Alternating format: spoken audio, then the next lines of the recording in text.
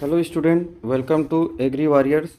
आज हम लोग प्रीवियस ईयर का क्वेश्चन पेपर पशुपालन का जो क्वेश्चन आया था पीएटी में उसको देखने जा रहे हैं ना।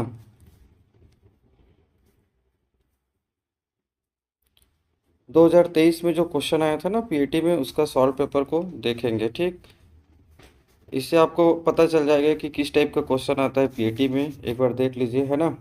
देखिए, सबसे पहले पहला क्वेश्चन क्या है, 141 से स्टार्ट है ना। तो गौ जाति पशु खालिस्तान रोग से मृत्यु संभावित होने पर शव विच्छेदन नहीं किया जाना चाहिए। मतलब क्या बोला जा रहा है, अगर इनमें से कौन सा बीमारी रहेगा पशु में तो उसके शव को ऐसी बाहर में आपको नहीं फेंकना है। ठीक, तो इसका आंसर होगा एंथ्रेक्स। एंथ्रेक्स जो होता है बैक्टीरिया जनित एक रोग है ना।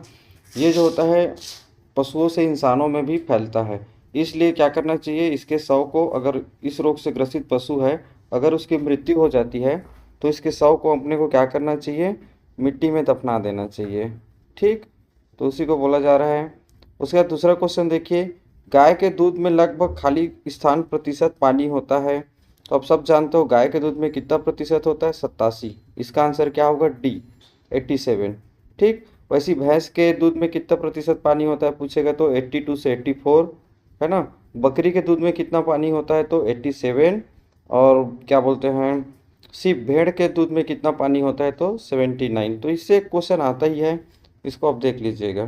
ठीक, उसके बाद देखिए 143 में खालिस्तान छत्तीसगढ़ की प्रमाणित गाय की नस्ल है। तो ये क्वेश्चन बार बार पूछा जा रहा है क्योंकि हाल ही में जो हमारे अंजोरा, दुर्ग अंजोरा में, है ना, वेटनरी कॉलेज है, वहाँ पे इस ब्रीड को बनाया गया है, इसके ऊपर काम किया गया है। तो इसका आंसर क्या होगा, कोसली। ठीक, इसका आंसर क्या होगा, बी, कोसली। उसके बाद देखिए 144, मुर्गी उत्पादन में खालिस्तान का प्रकार उपयोगी है। ठीक, आप कौन सा ब्रीडिंग का यूज़ करते हो वो मुर्गी उत्पादन में, उसके बारे में पूछा है तो लाइन ब्रीडिंग। इसका आंसर क्या होगा, बी, लाइन ब्रीडिंग। उसके बाद देखिए 145, है ना। तो 145 को देखिए, निम्नलिखित में से खालिस्तान नस्ल की भैंस के दूध में सबसे अधिक मात्रा में फैट, वसा पाया जाता है ना। तो सबको पता है जाफराबादी, सॉरी, भदावरी, है ना। तो भदावरी नस्ल के जो भैंस होता है उसके दूध में 13.4% क्या पाया जाता है, वसा पाया जाता है। ठीक, बाकी जो नॉर्मली भैंस के दूध में कितना प्रतिशत वसा पाया जाता है पूछेगा तो कितना परसेंट पाया जाता है, 6 से 7%, है ना। जाफराबादी के बारे में क्या जानते हैं तो इसको मिनी एलिफेंट के नाम से जानते हैं, है ना। सुरती के बारे में क्या बोलोगे तो सुरती का इंपॉर्टेंट होता है, इसका सिंग जो होता है तलवार जैसा होता है ना। तो भदावरी इसका आंसर होगा डी। ठीक, इसी के दूध में सर्वाधिक मात्रा में वसा पाया जाता है, 13.4%। उसके बाद देखिए 144 को, दूध में दूध के उबलने का तापमान, क्वथनांक कितना होता है, बॉइलिंग पॉइंट, है ना। तो बॉइलिंग पॉइंट सबको पता है, जिस टेम्परेचर पर कोई द्रव उबलता है उसको हम क्या बोलते हैं, उसका बॉइलिंग पॉइंट। ठीक, तो दूध का बॉइलिंग पॉइंट होता है, यहाँ पे आंसर क्या जाएगा, 100.5 जाएगा। जनरली आप पढ़ोगे तो 100.15 रहता है, लेकिन यहाँ पे ऑप्शन के अकॉर्डिंग क्या होगा, डी, 100.5%, डी। ठीक, इसका आंसर। उसके बाद देखिए 147, गाय के कोलेस्ट्रम में प्रथिन का प्रमाण खालिस्तान प्रथिन मतलब होता है यहाँ पर प्रोटीन। क्या बोला जाता है, प्रथिन का मतलब क्या है, प्रोटीन। ठीक, तो प्रोटीन परसेंटेज कितना होता है गाय के कोलेस्ट्रम में, खीस में, 14%। कितना होता है, 14%। और नॉर्मली दूध में बोला जाएगा तो कितना होता है, 3.5%। ठीक, तो इसका आंसर 147 का बी। उसके बाद देखिए, गाय एवं भैंस के पाचन संस्था में निम्नलिखित अवयव पाया जाता है। कौन कौन सा कंपोनेंट, मतलब जो गाय का जो अमाशय होता है 4 भागों से मिलकर बना होता है ना, उसी को पूछा है। तो पहला क्या दिया है, रूमेन। रूमेन पाया जाता है, सबसे बड़ा भाग होता है ना। दूसरा क्या है, एबोमेसम। ठीक, सत्यामाशय बोलते हैं इसको। और तीसरा क्या है, रेटिक्यूलम। तो इसका आंसर डी होगा, उपरोक्त सभी, है ना। तीनों जो होता है गाय का क्या होता है, अमाशय का भाग होता है। रूमेन को फर्स्ट अमाशय बोलते हैं, पता है ना ये सब। ठीक, तो 144 का आंसर क्या होगा, डी। उसके बाद देखिए 149, देसी गाय के दूध दूहने की सबसे उत्तम विधि का नाम है। ठीक, बेस्ट मेथड ऑफ मिल्किंग, है ना। कैटल में क्या होता है, तो क्या होता है, पूर्ण हस्त दोहन, फुल हैंड मेथड, है ना। तो इसका आंसर क्या होगा, सी। नकलिंग जो होता है सबसे बेकार विधि है ना। इसमें नाखून, 2 उंगली और नाखून का उपयोग करते हैं। ठीक, इस मेथड से दूध दोहन का कार्य नहीं किया जाता। दूसरा क्या है, स्ट्रिपिंग, चुटकी विधि। तो इसके बारे में भी पीएटी में क्वेश्चन आया है। तो स्ट्रिपिंग के बारे में आप क्या जानोगे, ऐसे पशु जिसके ऐन वाले भाग छोटे होते हैं जैसे भेड़ बकरी, उसमें दूध धोने का बेस्ट मेथड होता है स्ट्रिपिंग। ठीक, एक होता है अंतिम दूध प्राप्त करने के लिए आप कौन सी विधि का उपयोग करोगे, तो वो भी होता है स्ट्रिपिंग, है ना। तो इसका आंसर क्या होगा, देसी गाय में दूध दोहने के सबसे उत्तम विधि का नाम पूछेगा तो पूर्ण हस्त दोहन। इसे वैज्ञानिक विधि के नाम से भी जानते हैं, फिस्टिंग मेथड के नाम से भी जानते हैं। ठीक, तो ये सब है इसके बारे में। उसके बाद देखिए 150 का, मक्खन बनाने की विधि के दौरान मक्खन को कार्यशील करने प्राथमिक उद्देश्य खाली स्थान है। ठीक, मतलब इसमें क्या बोला जा रहा है, आप नमक मिलाते हो ना मक्खन में, तो क्यों मिलाते हो, तो उसके संगठन को बनाए रखने के लिए। ठीक, उसके कॉम्पैक्टिसिटी को बनाए रखने के लिए। तो पहला ऑप्शन देखिए, नमक को समान रूप से वितरित करें और ठीक से क्या करना है, आपको शामिल करना है ना, तो ये भी सही है। दूसरा क्या है, मक्खन के दानों को एक साथ कॉम्पैक्ट द्रव्यमान में लाने के लिए, ये भी सही है। तो ए और बी दोनों सही है, तो आंसर क्या होगा, सी दोनों। तो इसका 150 का आंसर क्या होगा, सी। उसका देखिए 151, तो एक व्यावसायिक मुर्गी के अंडे देने की अवधि 20 से 72 सप्ताह तक खालिस्तान किलोग्राम कुल दाने की आवश्यकता होती है। देखिए जो मुर्गी होता है ना, वो 24 से 25 सप्ताह, मतलब सॉरी 24 से 25 वीक में, है ना, पहला अंडा देना प्रारंभ करती है, मतलब 6 महीना में स्टार्ट कर देती है अंडा देना। तो उसके लिए क्या बोलते हैं, जब वो अंडा देना स्टार्ट करती है, मतलब यहाँ पे आपको क्वेश्चन में दिया 20 सप्ताह से 72 सप्ताह तक। ठीक, तो उतने के बीच में कितना कितना किलोग्राम दाना उसको देना पड़ेगा, है ना। तो यहाँ पे इसका आंसर क्या होगा, 40, कितना 40 किलोग्राम। तो 151 का आंसर क्या होगा, बी। उसके बाद देखिए 152 का, होलिस्टीन फ्रिजियन नस्ल की गाय के दूध में वसा का प्रतिशत कितना होता है। तो एच एफ होलिस्टीन फ्रिजियन के बारे में जानते ही हो, है ना। इसका उत्पत्ति स्थान कहाँ है, तो हॉलैंड, है ना। और क्या बोलते हैं, विश्व में सर्वाधिक दूध देने वाली क्या है, ये गाय का नस्ल है। लगभग लगभग एक ब्यात में 6600, है ना, लीटर दूध देती है। ठीक, और इसके दूध में वसा की मात्रा कितना होगा, तो 3.5 होगा, है ना। कितना होगा, 3.5। ठीक, उसके बाद देखिए 153, कृत्रिम गर्भाधान के लिए न्यूनतम शुक्राणु डोज की आवश्यकता होती है। आर्टिफिशियल जो इंसेमिनेशन होता है ना, उसमें जो हम स्पर्म यूज करते हैं, है ना, वीर्य यूज करते हैं, उसमें शुक्राणु की कितनी आवश्यकता होती है, ऐसा क्वेश्चन आया है। हर साल एक क्वेश्चन आता ही है लगभग लगभग। तो 100 मिलियन दिया है, बहुत ज़्यादा है ना। 10 मिलियन, इसका आंसर क्या होगा, 10 मिलियन, बी होगा इसका आंसर। ठीक, भारत विश्व में बकरियों की संख्या में कौन से स्थान में आता है, तो सेकंड है। कौन सा पोजीशन है, सेकंड। तो 154 का क्या होगा, बी होगा। उसके बाद देखिए 155, दूध के पाश्चुरीकरण का अंदाजा खाली स्थान से लगाया जा सकता है। तो कौन सा टेस्ट मतलब परीक्षण करोगे जिससे आपको पता चले कि ये दूध पाश्चुरीकृत है। तो एक फास्फेटेज टेस्ट होता है ना, फास्फेटेज टेस्ट। इसी के द्वारा हम क्या करते हैं, दूध पाश्चुरीकृत दूध है कि नहीं है उसका क्या करते हैं, पता लगाते हैं। तो 155 का क्या होगा, ए। ठीक, उसके बाद देखिए 156 में 156 में, निम्नलिखित चारे में कौन से चारे में प्रथिन अधिक है। प्रथिन मतलब प्रोटीन, है ना। तो बर्सिन, नेपियर, घास, मक्का ऑप्शन है। तो प्रोटीन की मात्रा किस में ज़्यादा रहेगा, जो लेग्यूमिनेसी कुल का रहेगा उसी में प्रोटीन की मात्रा क्या रहेगा, ज़्यादा रहेगा। तो बर्सिन क्या है, प्रोटीन, बर्सिन कौन सा पौधा है, लेग्यूमिनेसी कुल का पौधा है ना, तो इसमें प्रोटीन की मात्रा क्या होगी, ज़्यादा होगी। बर्सिन के बारे में और क्वेश्चन आया, इसका साइंटिफिक नेम क्या होता है, बॉटनिकल नेम, है ना। तो ट्राइफोलियम ऐसा कुछ स्पीसीज होता है ना। नेपियर घास के बारे में भी क्वेश्चन आया, हाथी घास। ठीक, बरसीम का सीड रेट भी पूछा है, तो 20 से 25 केजी पर हेक्टेयर होता है। मक्का का भी पीएटी सीड रेट पूछा है, चारे वाली फसल में तो 40 केजी के आसपास होता है, 35 से 40 केजी। तो इसको भी जानना। तो इसमें प्रोटीन की मात्रा किसमें सर्वाधिक होगा, बरसीम में। आप ऐसे भी अंदाज़ा लगा सकते हो, जो लेग्यूमिनेसी कुल का पौधा है उसमें प्रोटीन ज़्यादा पाया जाता है ना। बाकी सब मक्का क्या है, ग्रेमनी है, घास भी ग्रेमनी है, नेपियर भी ग्रेमनी है ना, तो आंसर क्या आ जाएगा इसका? बरसीम। उसके बाद देखिए 157 है ना, गाय के दूध की कीमत उसकी खालिस्तान की मात्रा से निर्धारित होती है। मतलब क्या समझते हो, गाय के दूध में ऐसा कौन सा कंपोनेंट होता है जो वैल्यूएबल होता है, मार्केट में जो बिकता है या मार्केट में बेचने के लिए आप उसका यूज़ करते हैं। तो प्रोटीन का यूज़ हम लोग नहीं करते, खनिज का भी यूज़ नहीं करते, कार्बोहाइड्रेट का भी नहीं करते, वसा का करते। इसका आंसर क्या होगा? डी। क्योंकि जो भी आप मक्खन, दही वगैरह, जो भी क्रीम वगैरह बना रहे हो, किससे बनता है? दूध में पाए जाने वाले वसा से बनता है। ठीक, तो इसका आंसर क्या होगा? डी। उसके बाद देखिए 158 है ना, भारत में कुल सकल मांस उत्पादन में खालिस्तान का योगदान सबसे अधिक है। ठीक, आप अपने घर के आसपास भी देखते होंगे, सबसे ज़्यादा कौन सा मांस का यूज़ होता है? पोल्ट्री का, है ना, तो इसका आंसर क्या होगा? D, poultry. उसके बाद देखिए 159, मटर के दाने वाली कलंगी मुर्गी की नस्ल में सामान्यतः पाई जाती है। तो एक नस्ल है असील, देसी नस्ल है असील, है ना, इसमें पी कॉम पाया जाता है। तो इसका आंसर क्या होगा? ए। कड़कनाथ के बारे में क्या जानते हो? कड़कनाथ का जो मांस होता है वो ब्लैक कलर का होता है ना, मायोग्लोबिन के कारण। ठीक, लेग हॉर्न के बारे में आप क्या जानते हो? सर्वाधिक अंडे देने वाली क्या है ये? विश्व का नस्ल है। ठीक, और वैसे ही ऑस्ट्रेलोकार के बारे में भी जानना। तो इसका उसका आंसर क्या होगा?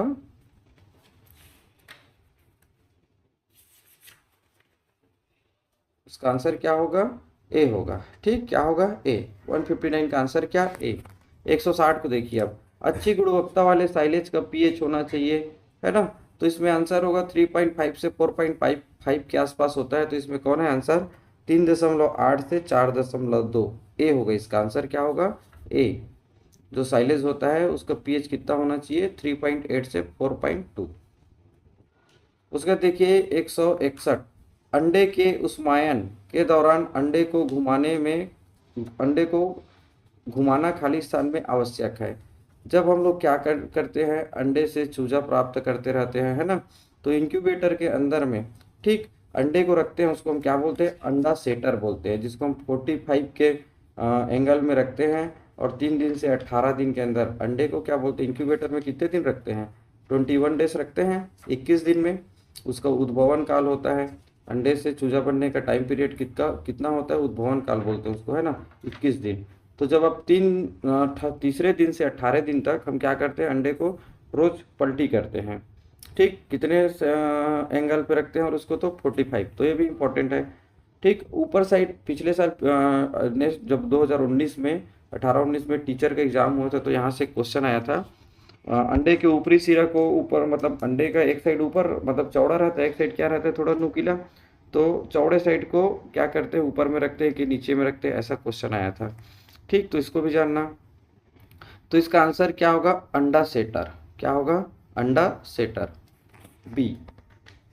अब उसके बाद देखिए 162, तो दूध में रोगजनक जीवाणुओं को कैसे नष्ट किया जा सकता है? तो आप गर्म करके नष्ट करोगे। तो पास्चुराइजेशन मतलब क्या होता है? गर्म करना। दूध को 62.5 सेंटीग्रेड टेम्परेचर पे, ठीक, क्या करते हैं? 30 मिनट के लिए गर्म करते हैं। इस मेथड को हम क्या बोलते हैं? पास्चुराइजेशन।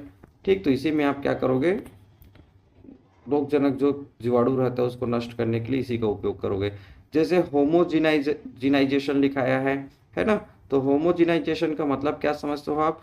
दूध में जितने भी इम्पोर्टेंट कंपोनेंट होते हैं, जैसे कि स्पेशल क्या? वसा। ठीक, तो वसा के कण को छोटे छोटे कणों में तोड़ना होमोजिनाइजेशन कहलाता है। ठीक, जैसे कि आप देखे होंगे जो पाश्चुरीकृत दूध होता है, जो डब्बे में अमूल वगैरह का जो पैकेट में आता है, अगर आप उसको गर्म करोगे तो कभी भी उसमें क्रीम नहीं बनता। क्यों नहीं बनता? क्योंकि ऊपरी परत में कभी भी वसा का लेयर नहीं बनता, आप देखे होगे, है ना। क्यों नहीं बनता? क्योंकि उसमें जो वसा गोलिकाएं के कण होते हैं उसको होमोजिनाइजेशन के द्वारा छोटे छोटे टुकड़ों में घोल दिया जा रहता है। ठीक, तो रोगजनक जीवाणुओं को नष्ट करने के लिए किसका उपयोग करेंगे? पास्चुराइजेशन। होमोजिनाइजेशन से भी क्वेश्चन आया है, जो मैं आपको बोला हूँ उसी से रिलेटेड। उसके बाद देखिए 163, तो गायों में खालिस्तान हाउसिंग प्रणाली ज़्यादा प्रचलित है। मतलब गाय को बांधने का हम दो मेथड जानते हैं, एक क्या होता है? हेड टू हेड, और एक क्या होता है टेल टू टेल, है ना।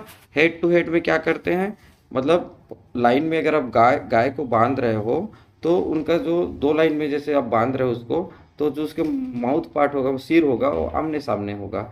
और आमने सामने होगा तो उनके बीच में ही चारे पानी देने का पूरा व्यवस्था रहता है ना। तो ये उतना अच्छा नहीं है क्योंकि इसमें लड़ने वड़ने की क्या होती है, संभावना होती है।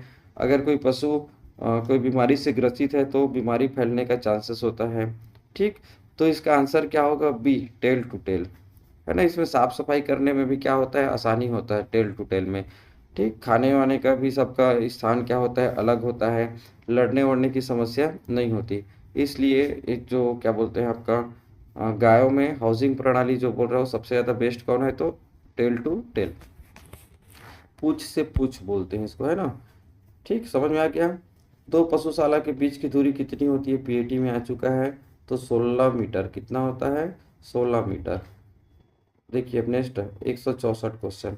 दूध में सस्पेंडेड फॉरेन कणों को सेंट्रीफ्यूगेशन पद्धति से हटाए जाने की प्रक्रिया को क्या कहते हैं, तो क्लोरिफिकेशन कहते हैं। इंपॉर्टेंट क्वेश्चन है, इसको आप जानना। ठीक, क्या है इसका आंसर, क्लोरिफिकेशन। उसके बाद देखिए 165, गौवंशी पशुओं में विषाणु जनित रोग है। मतलब जो गौवंशी पशु होता है, गौवंशी पशु का बॉटनिकल नेम क्या होता है, साइंटिफिक नेम क्या होता है। जैसे हमारे इंडियन गाय है, इंडियन ब्रीड है, तो हम क्या बोलते हैं, बॉस इंडिकस बोलते हैं, है ना। और विदेशी गाय होता है तो उसको क्या बोलते हैं, बॉस टॉरस बोलते हैं। तो इन पशुओं में इन लोग का फैमिली क्या है पूछेगा तो सबका सबका फैमिली क्या होता है, बोविडी होता है। क्या होता है, बोविडी। इसको भी जानना। अब देखिए यहाँ पर क्या पूछा है, बीमारी से रिलेटेड क्वेश्चन आता ही है एग्जाम में, है ना। सिर्फ आपको ये पूछेगा कि उसका फैक्टर कौन होता है, कॉजल ऑर्गेनिज्म जो होता है ना, कारक, वायरस, बैक्टीरिया, यही बस पूछता है। ठीक, पीएटी लेवल पे। तो गौवंशी पशुओं में विषाणु जनित रोग, है ना, बैक्टीरिया जनित रोग कौन है, तो एंथ्रेक्स है, सही है। ठीक, एंथ्रेक्स सही होगा इसका आंसर, है ना। जैसे बी में क्या दिया है, एक टंगिया, ठीक, ब्लैक क्वार्टर, तो ये विषाणु जनित वाला नहीं है ना। सॉरी, ये जीवाणु जनित, एक मिनट सॉरी, है ना। क्वेश्चन क्या पूछा है, विषाणु जनित, वायरस जनित पूछा है ना, सॉरी। तो एंथ्रेक्स जो है बैक्टीरिया जनित है, इसका आंसर ये नहीं होगा।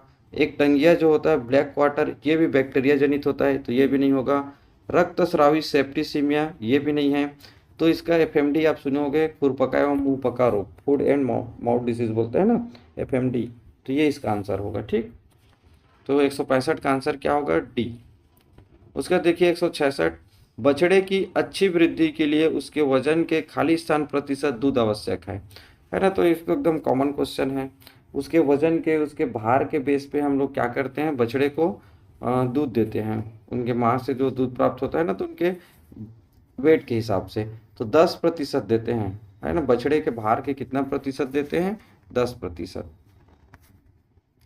उसके देखिए 167, ठीक, कोलेस्ट्रम, खीस में भरपूर खाली स्थान होता है, खनिज, फ्रक्टोज, इम्यूनोग्लोबुलिन, इनमें से कोई नहीं। तो कोलेस्ट्रम में सर्वाधिक मात्रा में क्या पाया जाता है, इम्यूनोग्लोबुलिन। ठीक, ग्लोब्यूलिन और क्या पाया जाता है, एल्बुमिन, है ना। तो सर्वाधिक मात्रा में क्या रहता है, ग्लोब्यूलिन होता है ना, इसलिए इसका आंसर क्या होगा, इम्यूनोग्लोबुलिन। यही जो इम्यूनोग्लोबुलिन लिखा है ना, ये क्या काम करता है, एंटीबायोटिक का काम करता है। इसीलिए बछड़े को खीस पिलाना चाहिए। और खीस किसको बोलते हैं हम लोग, खीस किसको बोलते हैं, जब बछड़े के जन्म होने के 5 से 7 दिन तक जो दूध प्राप्त होता है उसको हम क्या बोलते हैं, खीस बोलते हैं। ठीक, खीस में खीस का पीएच को पूछा जा सकता है। तो खीस का पीएच कितना होता है, 5.5 होता है, मतलब अम्लीय प्रकृति का होता है। और खीस को हम क्या बोलते हैं, फटने वाला दूध भी बोलते हैं, है ना। क्यों बोलते हैं, क्योंकि खीस को आप गर्म करोगे तो इसमें फटने वाला प्रोटीन पाया जाता है, कौन सा, ग्लोब्यूलिन और एल्बुमिन। तो इसके कारण क्या हो जाता है, खीस को आप गर्म करोगे तो फट जाता है। ठीक, और भी बहुत सारे इससे क्वेश्चन है पीएटी में, जैसे रेचक का काम करता है खीस, किसका काम करता है, रेचक का। रेचक बोलने का मतलब क्या है, जो बछड़ा होता है उसके पेट को साफ करने का काम करता है। ठीक, तो इतना सारा इंपॉर्टेंट है खीस के बारे में। तो इसका आंसर सी, 167 का आंसर क्या होगा, सी। उसके बाद देखिए 168, है ना। रानीखेत रोग का प्राथमिक टीकाकरण मुर्गियों में कब करते हैं, कौन से सप्ताह की आयु में करते हैं? तो रानीखेत में 2 टीका लगाते हैं, एक पहले सप्ताह में, एक छठवें 7वें 8वें सप्ताह में, है ना। तो पहले सप्ताह इसका आंसर क्या होगा? पहला 1 होगा, ए।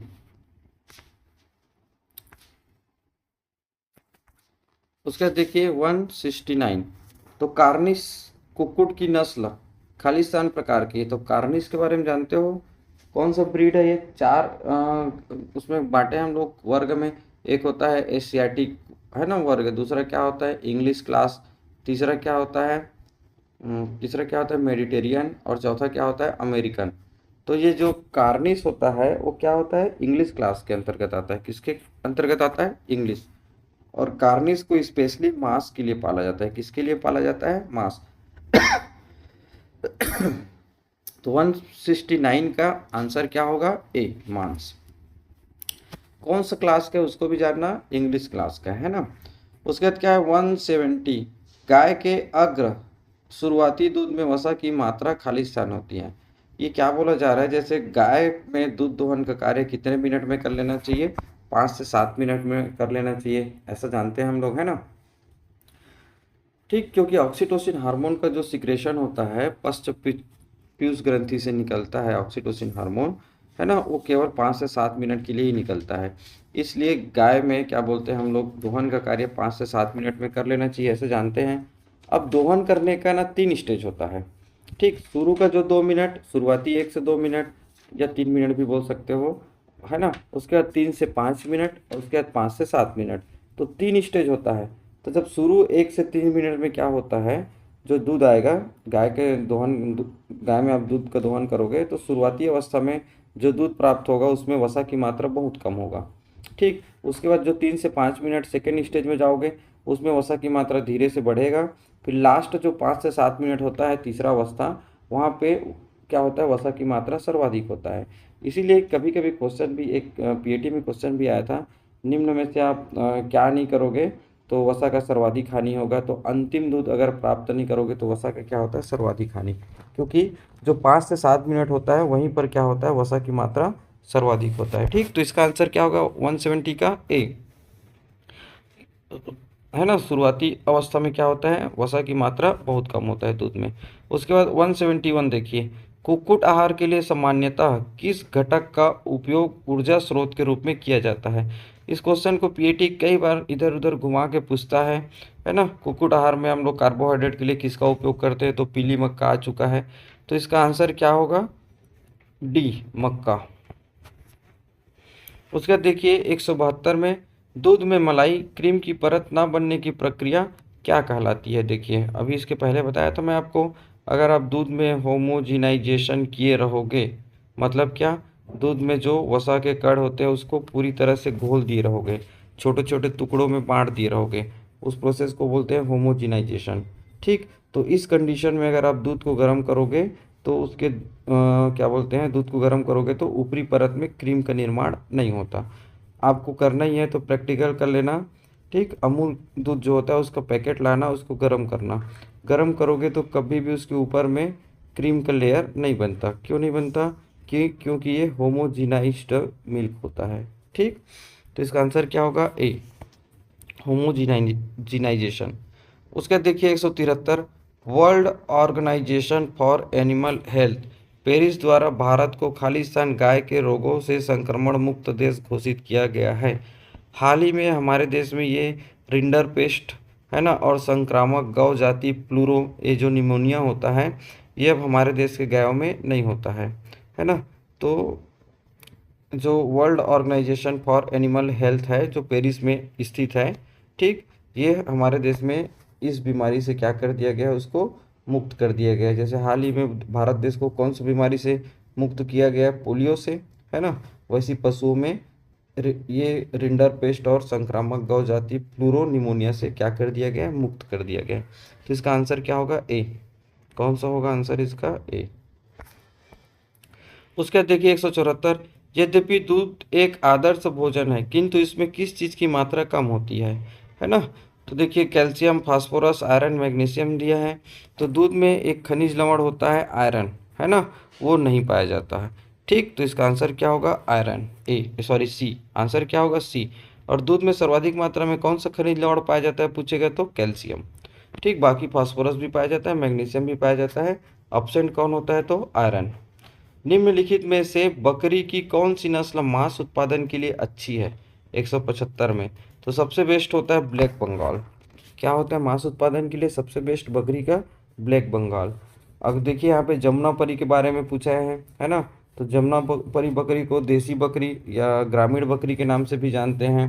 इसका हाइट जो होता है सबसे ज़्यादा होता है जमुना परी का, है ना। वैसे ही अंगोरा के बारे में आप क्या जानते हो? तो इसको हाल ही में ब्राज़ील, आपकी इसी आगे नेक्स्ट क्वेश्चन में आएगा इसके बारे में, है ना। और इसका आंसर क्या है तो ब्लैक बंगाल। आंसर क्या है? ब्लैक बंगाल। ठीक। उसका देखिए 176, वयस्क गौवंशी में किस प्रकार के दांत अनुपस्थित होते हैं? बहुत इंपॉर्टेंट क्वेश्चन है। तो जो पशु होता है, ठीक, उसमें देखिए निचला कृंतन, उपला ऊपरी कृंतन, है ना, इंसाइजर बोलते हैं, कृंतन को क्या बोलते हैं? इंसाइजर। तो कौन सा दांत देखिए रदनक, है ना। केनाइन तो पाया नहीं जाता, जानते हो जो शाकाहारी पशु रहते हैं उनमें क्या नहीं पाया जाता? केनाइन नहीं पाया जाता। तो निचली कृंतन एवं रदनक, इसका आंसर क्या होगा? सी। लोअर इंसाइजर एंड क्या केनाइन नहीं पाया जाता। क्यों नहीं पाया जाता? क्योंकि इस कृंतक के इंसान स्थान पर लोअर सरफेस पे एक डेंटल पेड पाया जाता है। क्या पाया जाता है? Dental paid. तो आंसर क्या होगा? सी। उसका देखिए 177, आईबीएस के 2007 के अनुसार लेयर चिकन आहार में कैल्शियम की मात्रा कितनी होनी चाहिए? तो 3% होनी चाहिए। कितनी होनी चाहिए? 3%। तो कैल्शियम के लिए मुर्गी को चूना वगैरह खिलाते हैं, है ना। तो 3% याद रखना। कैल्शियम के कारण ही मुंडी क्या बोलते हैं, मुर्गी के अंडे का जो कवच बनता है ना। तो ये सबको भी जानना। दो पोल्ट्री हाउस के बीच न्यूनतम दूरी कितनी होनी चाहिए? क्वेश्चन आया है। तो देखिए जनरली इसका आंसर आप पढ़ोगे 18 मीटर, लेकिन यहाँ पर 5, 10, 15, 25 दिया है, तो इसका आंसर क्या होगा? 15 मीटर। इसको याद रखना, है ना। 20वीं पशुधन पशुधन जनगणना या संगणना के अनुसार भारत सरकार 2019 के अनुसार हमारे देश में कुक्कुटों की संख्या कितनी मिलियन है? तो ये आंसर थोड़ा सा डाउट है ना। इसको आप देख लीजिएगा, इसको मैं नेक्स्ट में बताऊंगा। ठीक, थोड़ा डाउट है ये। इसका आंसर मैं बता रहा हूँ आपको।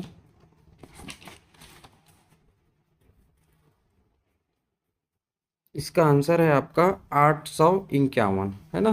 क्या है इसका आंसर? 851 है। ठीक, देख लीजिएगा, इसको थोड़ा डाटा कन्फ्यूजन रहता है, तो डाटा को अच्छे से देख लेना आप लोग, क्योंकि डाटा आजकल पूछा ही जा रहा है। ठीक, अब नेक्स्ट देखिए 180, डेयरी पशुओं की अयोग्यता उन्हें उन्हें जांचने के दौरान खाली स्थान के मामले में की जानी चाहिए, है ना।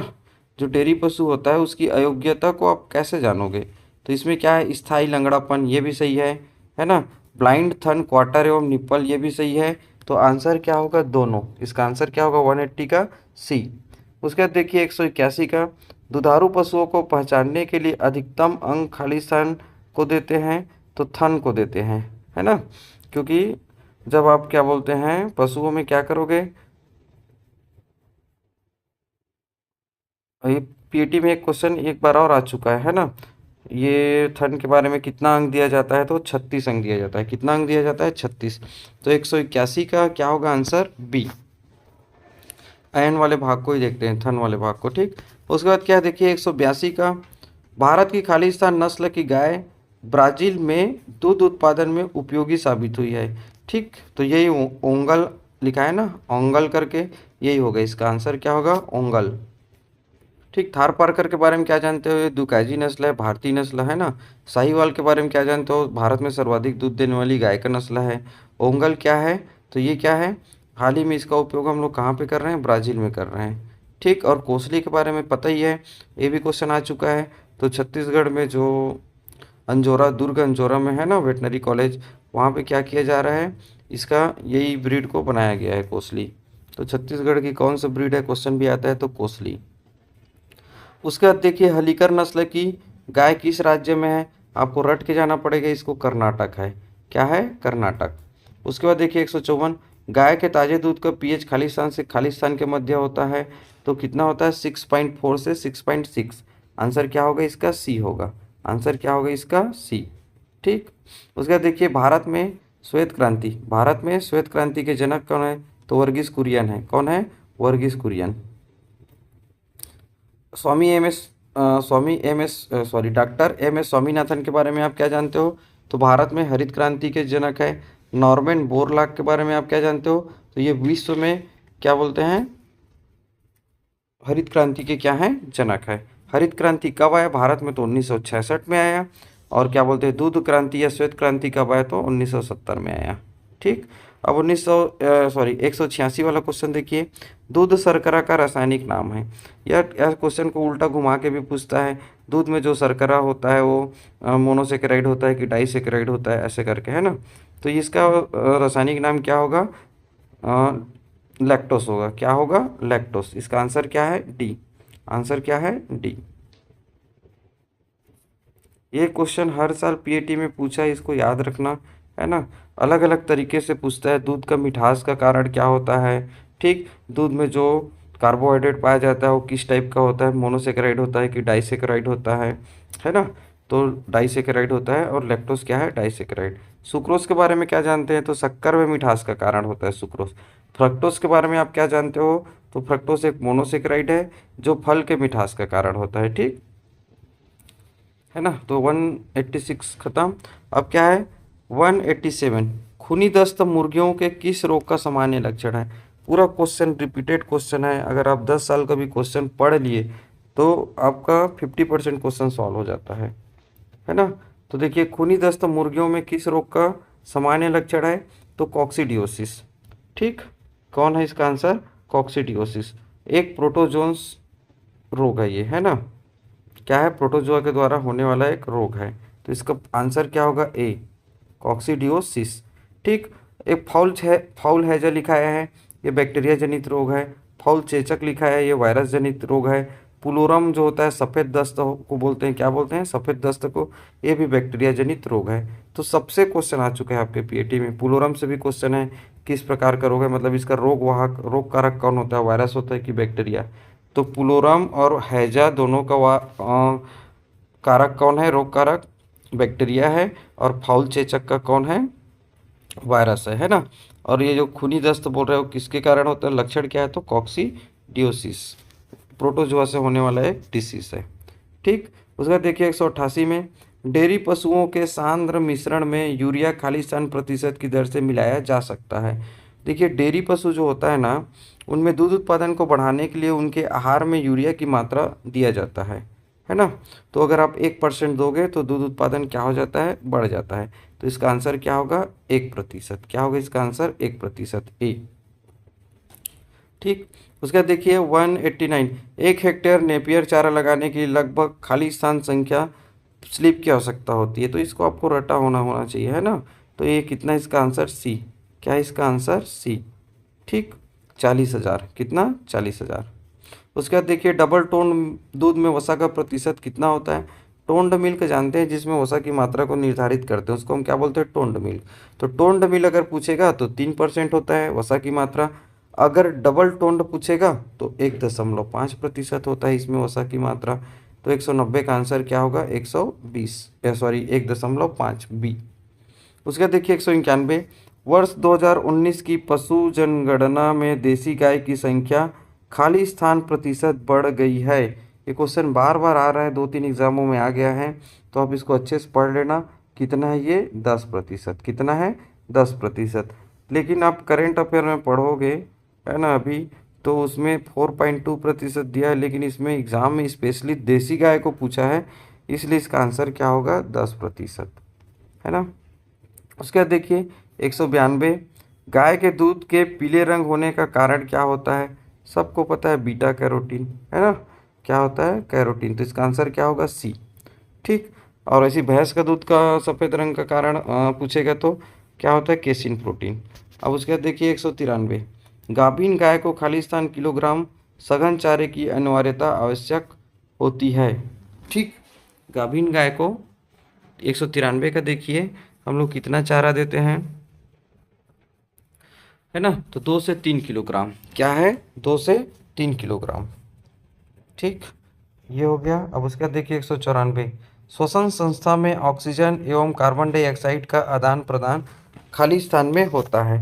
ठीक। तो एक एल्यूलस कोष होता है ना। एल्यूलाई बोलते हैं, उसी में क्या होता है CO2 और O2 का आदान प्रदान होता है पशुओं में जो श्वसन क्रिया होता है। तो उसका आंसर क्या होगा ए। उसका देखिए 195 में दूध उतरने के लिए खाली स्थान हार्मोन जिम्मेदार है। ठीक, तो देखिए दूध बनने के लिए, दूध उतरने के लिए, दूध निर्माण के लिए, ऐसा क्वेश्चन अलग अलग टाइप का आता है। तो उतरने के लिए कौन होता है, ऑक्सीटोसिन होता है। और ये ऑक्सीटोसिन का सिक्रेशन कहाँ से होता है पूछेगा तो पिट्यूटरी ग्लैंड से, पीयूष ग्रंथि से। ठीक, यहाँ पर समझ में आ गया। एस्ट्रोजन दिया है तो पशु को जब गुस्सा आएगा तो एस्ट्रोजन हार्मोन का निर्माण होगा। प्रोजेस्टेरॉन जो दिया है तो प्रोजेस्टेरॉन रिप्रोडक्टिव प्रजनन तंत्र से संबंधित है ना। तो इसका आंसर क्या होगा बी। उसका देखिए 196, भारत में ऑपरेशन फ्लड है ना कब शुरू किया गया, दूध क्रांति, श्वेत क्रांति, तो अभी बताए थे 1970 में, है ना। जिसका फादर बोलते हैं, पितामह किसको बोलते हैं, तो वर्गीस कुरियन को। तो इसका आंसर क्या होगा ए। उसके बाद 199 को देखिए, आवाज़ की पूछ से पूछ प्रणाली आमतौर पर किसके आवाज़ में उपयोग की जाती है। तो ये क्वेश्चन अभी पीछे में भी आया था, टेल टू टेल। तो हम लोग किस में यूज़ करते हैं, गाय भैंस, गाय में, है ना। आंसर क्या होगा इसका, गाय। ठीक, उसके लास्ट क्वेश्चन देखिए 200, नस्ल खालिस्तान नस्ल की भेड़ पश्मीना उत्पादन के लिए उपयुक्त है ना। तो इसका आंसर आएगा चंगथांगी। आंसर क्या आएगा इसका, चंगथांगी। ठीक, तो हम लोग प्रीवियस ईयर 2023 के पूरे 50 क्वेश्चन पशुपालन का देखें। इससे आप अंदाज़ा लगा सकते हो कि कैसे पढ़ना है आपको, है ना, है ना। ठीक, थैंक यू, है ना। अगर अच्छा लगा रहेगा, आपको अच्छा लगा होगा वीडियो, तो लाइक कर दीजिएगा और शेयर कर दीजिएगा। धन्यवाद।